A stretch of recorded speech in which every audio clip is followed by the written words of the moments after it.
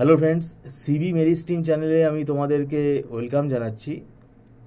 যারা MAKAUT university থেকে MCA পড়ছো এবং যারা এই বছর মানে 2025 সালে যারা থার্ড সেমেস্টারে এবার উঠবে, মানে তোমাদের এবার অড সেমেস্টার হবে 2025 সালে এবং থার্ড সেমেস্টার।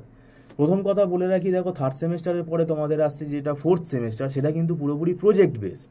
তো এই থার্ড সেমেস্টার খুবই ভাইটাল। এই থার্ড সেমেস্টারে সাবজেক্টও কিন্তু অনেক বেশি আছে, কেননা 3টে কম্পালসারি সাবজেক্ট তোমাদের রয়েছে। তার মধ্যে software engineering and UML, design and analysis of algorithm আর আর্টিফিশিয়াল ইন্টেলিজেন্স।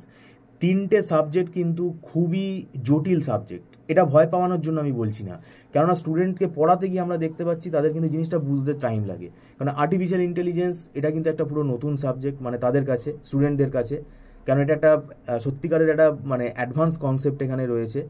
সফটওয়্যার ইঞ্জিনিয়ারিং প্রিন্সিপালগুলো আমাদের শিখতে হবে এবং design and analysis of algorithm, এটা ডেটা স্ট্রাকচার পড়া থাকলে একটু সুবিধা হয় এবং এটার মধ্যে কিন্তু ম্যাথামেটিক্যাল অ্যানালিসিস রয়েছে, মানে আমাদের অ্যালগোরিদমগুলোকে ম্যাথামেটিক্যালি অ্যানালাইসিস করতে হবে। তো সেটাও কিন্তু এখানে কিন্তু মানে খুবই ভাইটাল একটা সাবজেক্ট।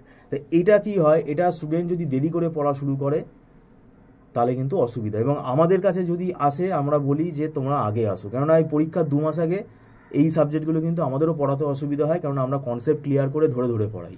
তো সেই জন্য আমরা বলি তোমরা আগে আগে আসো। এবং এখানে কিন্তু পরীক্ষায় এখন যেভাবে খাতা দেখা হচ্ছে, এখন যেভাবে স্ট্রিক্ট গাইডেন্সে পরীক্ষাটা হচ্ছে, সিসিটিভি সার্ভিলেন্সে যে হচ্ছে পরীক্ষাটা, এবং এখানে কিন্তু টু দি পয়েন্ট অ্যান্সার করতে হবে এবং শিখতে হবে। না শিখলে অ্যালগোরিদমগুলো অ্যানালিসিস তুমি যদি ম্যাথামেটিক্যালি কীভাবে সলভ করতে হবে সেগুলো যদি না শেখো, পরীক্ষায় তুমি কিছু বানাতে পারবে না। ঠিক সেইভাবে সফটওয়্যার ইঞ্জিনিয়ারিংয়ের মধ্যেও কিন্তু রয়েছে অনেক ম্যাথামেটিক্যাল কিন্তু কম্পিউটেশন এখানেও আছে, ঠিক আছে, প্রজেক্ট ম্যানেজমেন্টের ওপর, প্রজেক্ট কস্ট এস্টিমেশনের ওপর, ঠিক আছে, টেস্টিং স্ট্র্যাটেজির ওপরে কিন্তু ম্যাথামেটিক্যাল গ্রাফ থিওরি বেসড অনেক কিন্তু কনসেপ্ট এখানে কিন্তু রয়েছে।